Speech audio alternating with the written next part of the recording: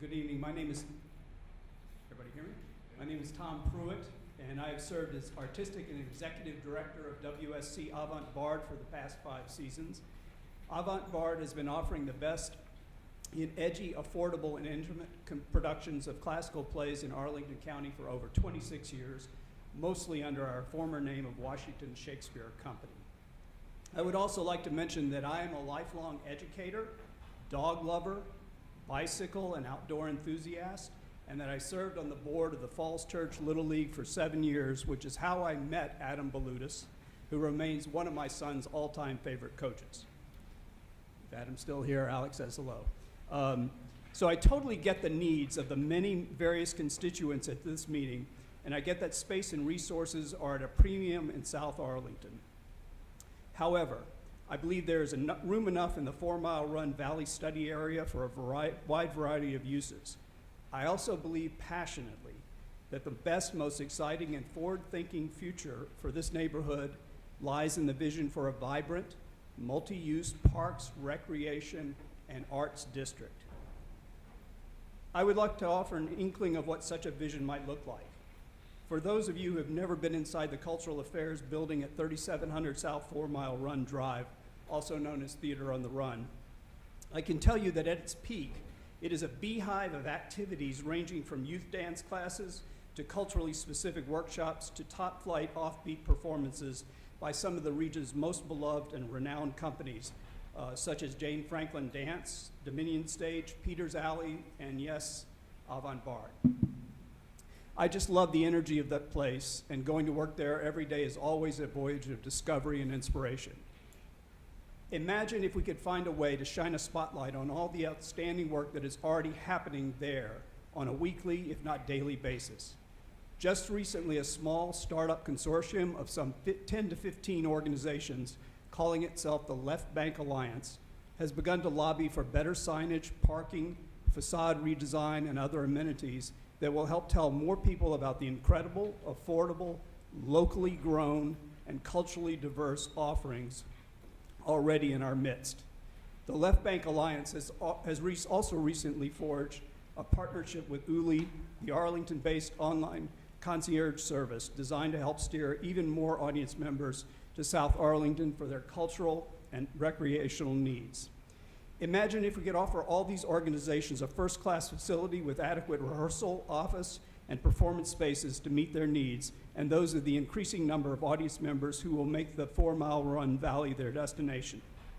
They would have a chance to stroll through the newly renovated Jenny Dean Park, learn about the history and legacy of the stream and the many diverse and culturally rich neighborhoods it connects, dine in Shirlington Village, catch a show at Theater on the Run, and cap it all off with a drink at New District Brewing Company or dessert and coffee at that new cafe that I know is just about to open any minute, now on South Oakland Street or Nelson Street. As our friend Kathy Freshley and others have suggested, the abandoned and soon-to-be renovated industrial buildings in this area are rife with potential as badly needed affordable housing and studio space for artists and others who give back to Arlington community in innumerable ways. National organizations such as ArtSpace and government agencies such as the National Endowment for the Arts are increasingly lending their support to the idea of creative placemaking. In my opinion, South Arlington is perfectly poised for such a designation and the economic and cultural benefits that will accrue. Many communities across the country have been positively transformed by such efforts, as anyone who has seen, for example, the Brookland Art Space Lofts in Northeast DC or the Gateway Arts District in Hyattsville can attest. A new 4 Mile Run Valley Recreation and Arts District would have a distinct advantage over even these celebrated models, as it would represent a unique nexus of nature, recreational activities, visual and performing arts in a single aesthetically beautiful and pedestrian-friendly neighborhood. I strongly urge the county board, consultants, and working group to consider this vision while drawing up a plan for the future of the 4 Mile Run Valley. Thank you.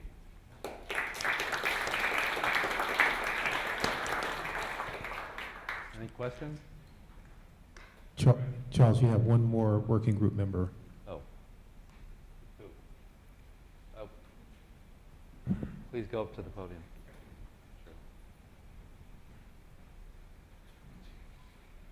Buenas noches. My name is Andres Tovar, and I'm an immigrant. I was born in Texas. But anyway, I'm retired from the U.S. Department of Education. I pronounce my name in Spanish, and everybody assumes I just got here.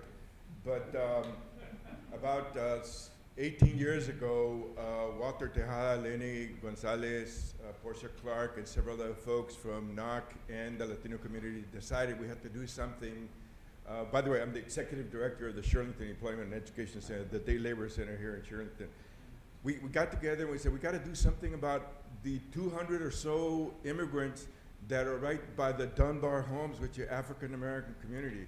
Let's figure out a way of how to humanely move them from there and hopefully find employment so that they can move on with their lives, but do it in a humane way. And that's how we started, with the support of the county. And we had one person the first time, and right now we have 4 full-time people. We have an office on Nelson Street, 2701 Nelson, and in 04 we were asked to take over a pavilion where the folks were invited from 4 Mile Run to move over, and there was a pavilion where they literally could wait for employment. And one of the things that I try to tell folks is that our staff is there to see how we can humanely work with folks that are coming to this country who are chasing the American dream like everybody else, and help them in a humane way to get their feet on the ground and move on. And we know the immigration fiasco in Congress and everything has created total turmoil to the immigrant community, but nevertheless there are some of them that are in the process of becoming legal and getting their papers and moving on. And others are finding employment, and I'm not going to pursue how they're doing that, but all they need is just an opportunity and a helping hand.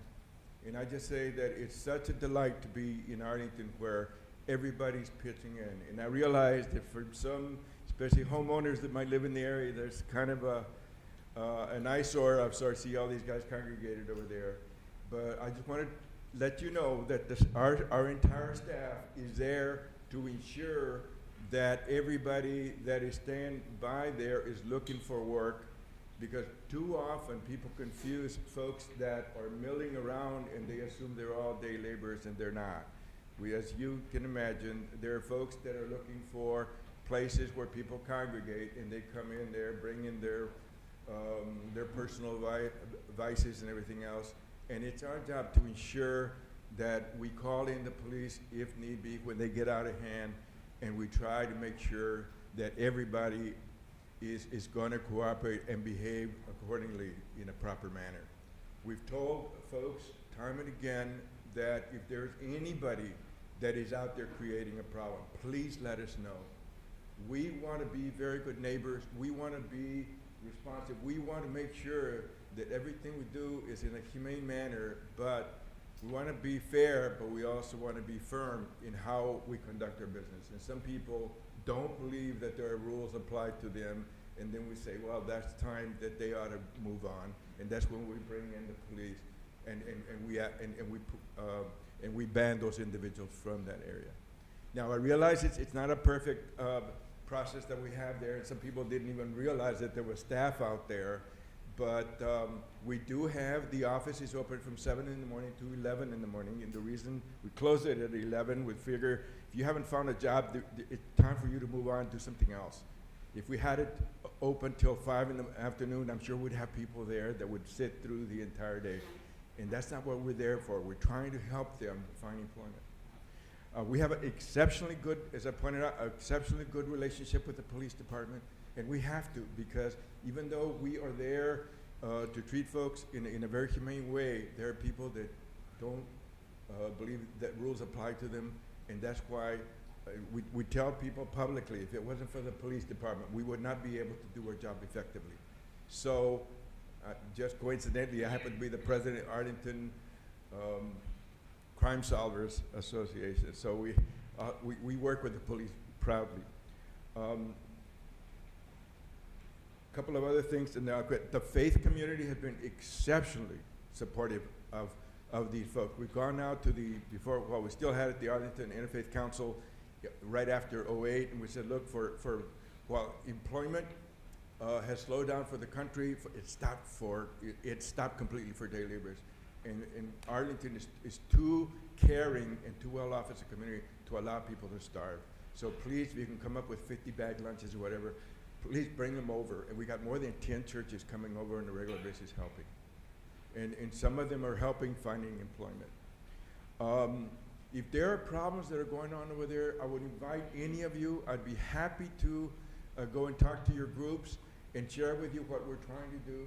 We realize that we're there on a limited basis, and ultimately there are other things that are for these facilities, but we're delighted with the opportunities that you gave so many immigrants to come over here. Because from time and again, there were folks that would come over with a suitcase and say, I don't have a place to stay, I don't have a job. And one of the things I would tell them, go over there to the pavilion and talk to some of the guys over there. Guy came back and said, we found a place to stay for tonight, and we got a job tomorrow. That is their networking that's going on out there, and they're able to help each other, and that's how most of the things occur here. And I just want to say a big thank you to Arlington for everything you've done. Thank you, Mr. Chairman.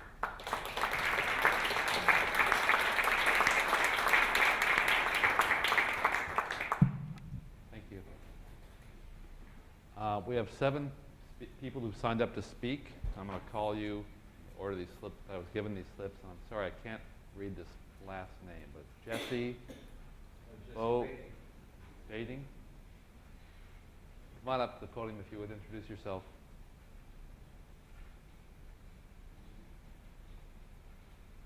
Hi, I'm Jessie Bading. I'm a rep from Knox Civic Association. I'm also part of the Civic Federation Executive Committee.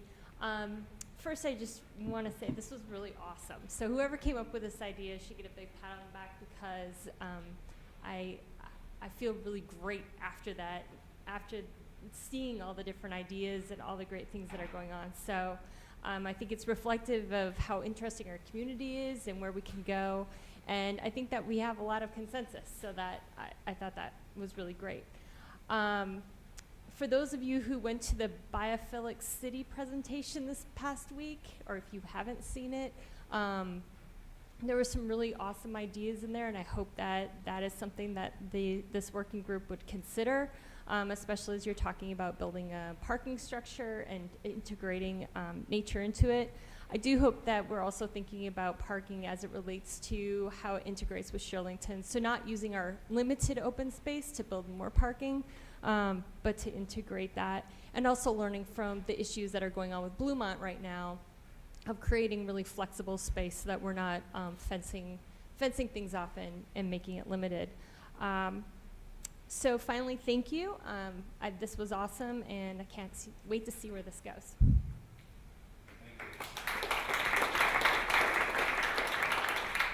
Next speaker is John Mingus with Arlington Soccer.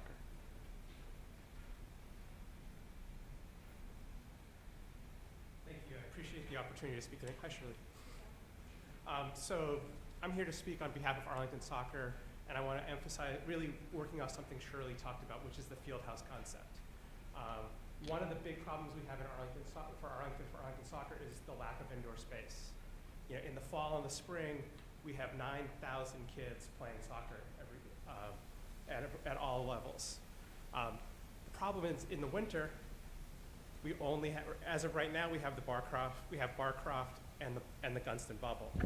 And as you know, Barcroft is about to go away as they renovate it for other uses, leaving just the bubble, which if you've ever been in it, it's a tiny space. It's pretty antiquated. It has a little bit of a stink, and you only can get so many. There's not enough space, so we really need more indoor space for players to play. You know, most Arlington families are now traveling to Dulles or someplace south of the Beltway to play. It would be nice to sort of have some space in Arlington to keep them here. In the Long Bridge Advisory Council, did call for a field house space, but not there. There doesn't leave a whole lot of other spaces. This sort of seems like it might be a good fit for it. Also, you could think about this as a two-win situation. You know, the idea of an indoor space with a turf field on the top, thus increasing our ability to use space both in the fall and the spring as well, because as the baseball folks talked about, the same issue, we have the same types of issues in terms of our ability to use the space. ASA had previously actually had talked about trying to do some sort of winter space. That fell through. We were unable to do that for a variety of sort of financial and zoning reasons, but we look forward to working actively with the county to help get the field house developed. Thank you. Thank you. Our next speaker is Marion Jordan.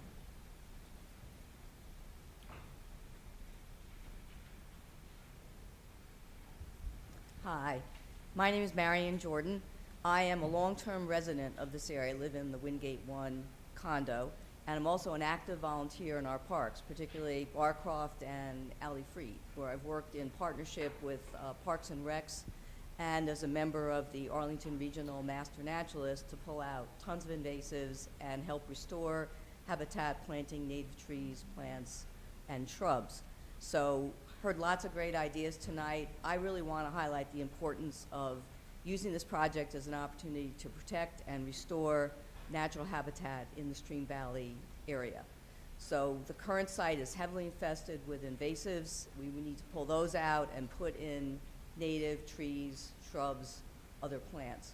Currently in Arlington, our natural areas are so limited. There's less than 2% of the area is a natural area. So this is a really unique opportunity to take this area and bring it back to something closer to a natural system. And we can't get it all the way back, but it should be a direction in our planning. That approach should also help with long-term costs. Native plants are actually very hardy and drought resistant and can help with erosion. They're also beautiful. That's very important in an area that's so visible in our neighborhood. I also want to emphasize that this project area, while we know the boundaries, it's closely linked to areas upstream and downstream. It is a stream and a valley. Upstream, Barcroft has a globally rare wetland and a lot of natural habitat, which we've worked very hard to improve. Downstream, Alexandria's just invested tons of resources to improve habitat in their part of the stream. So we want to make sure that we're actually helping the overall Stream Valley as we progress. In addition, I also want to just note as a private property, as a member of private property, we are being impacted by the intensity of the invasives in the area. It is actually damaging our property, and we have to invest our time and resources to get lesser celandine, siltgrass, and porcelainberry off of our land. So improving the situation in the valley will help with that. One final note is also ask that protection of stream water quality be considered in the planning, especially as the dog park will continue to be a prominent and very popular feature, I'm sure, of whatever plans you consider. Thank you. Thank you. Our next speaker is Keith Oberg. And Keith, as you come up, I want to let the working group members know or remind you, we have a copy of his statement in front of you. Right. Good evening. I better raise this up. We have copies of the statement over here with my associate, George Tyler. My name is Keith Oberg. I'm the executive director of Bikes for the World. I'm a 30-year Arlington resident. I'm also a co-founder and former board of directors member of Phoenix Youth Bike Shop, which is close by in the 4 Mile Run Valley. I wanted to speak more generally, more broadly of the cycling community here in Arlington, which is a growing one. We're very much supportive of a number of cycling initiatives, improving the intersection at Shirlington Road, the possibility of mountain bike facility, a pump track, and other activities at Jenny Dean Park. But speaking more broadly, this is a historic transportation corridor with the railroad, currently with 2 parallel bike paths. A speaker earlier spoke about 87% of the respondents interested in cycling on trails. Arlington is a silver level bicycle-friendly community, and is probably going to be reaching the gold award and higher in the future. Bike Arlington, Capital Bike Share, the problems on Metro has just led to increasing cycling, both for recreation, commuting, and just going about your daily lives. And I think that we need to put, there are different visions of where this area can go, but I think we also have to put a vision of this as a cycling area, and the cycling community needs to be represented, and there are lots of things that can go in that represent the interest of the cycling community. Someone mentioned earlier that with the dog park, there are a number of businesses that have arisen that serve the dog loving community. Well, the same for, if you have a pump track, if you have cyclists doing recreation, a program like Phoenix Youth Bike Shop provides a very important service. There are a few community organizations, Bikes for the World is one. I can't speak on behalf of Phoenix, but these are two organizations that provide a lot of opportunities to learn about cycling and a lot of community service opportunities for young people and for the general community. And they have needs in terms of space to work with volunteers and for storage. So I'd like to throw that out as part of articulating a vision for cycling as an integral part of the 4 Mile Run community and linking it really to the broader Arlington community. This area is going to be, it has a part that's park and it has a part that is light industrial, and that's going to continue for a long time. To see 100% change in a few years is probably unrealistic.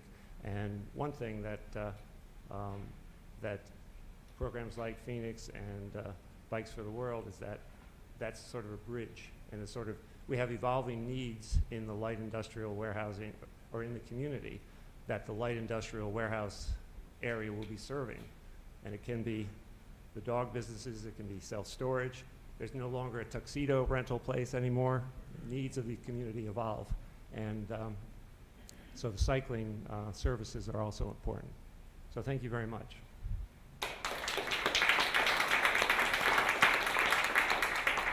Any questions? Thank you. The next speaker is Rob Perino.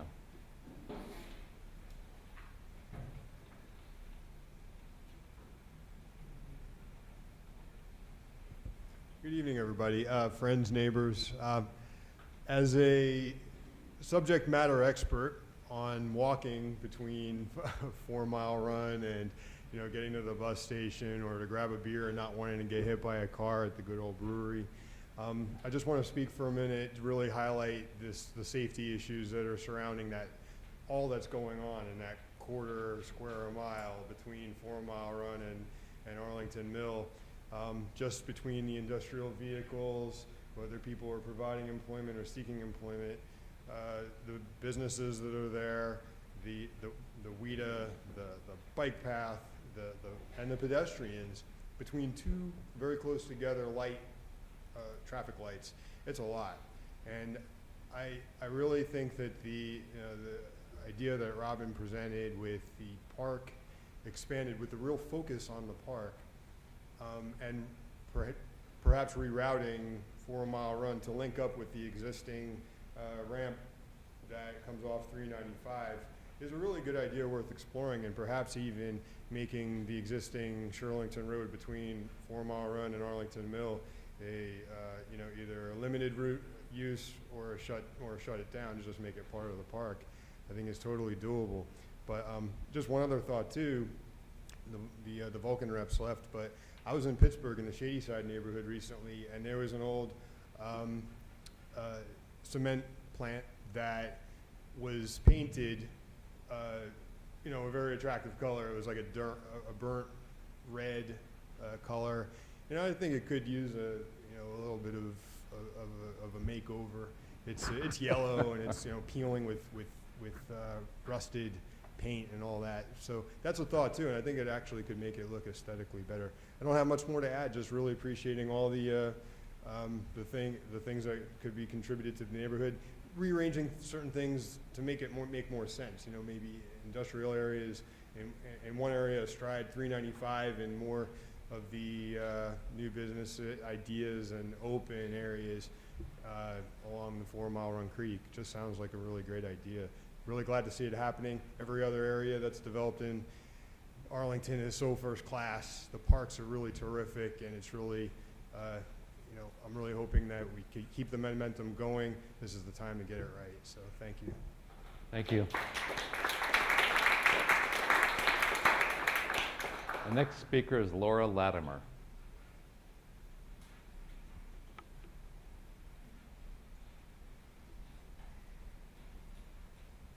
Hi, everyone.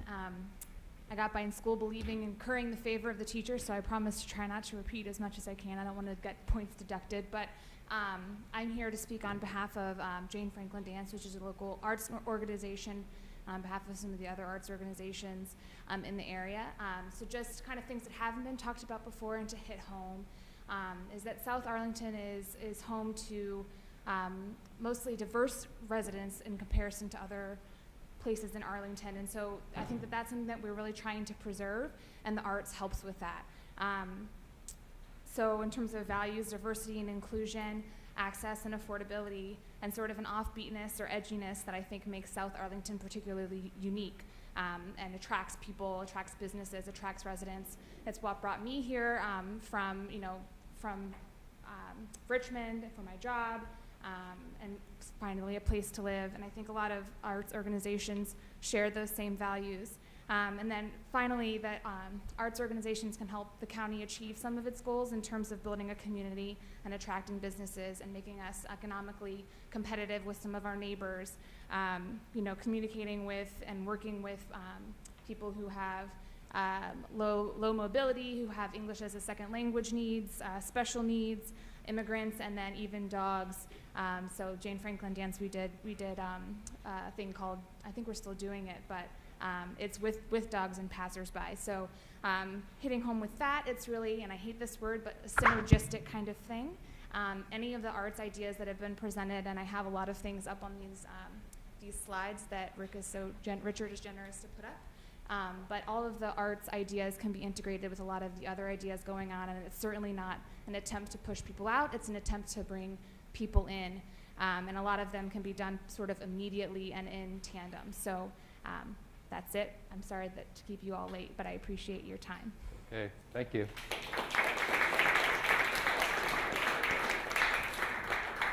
And our last public speaker is Bill Brandon.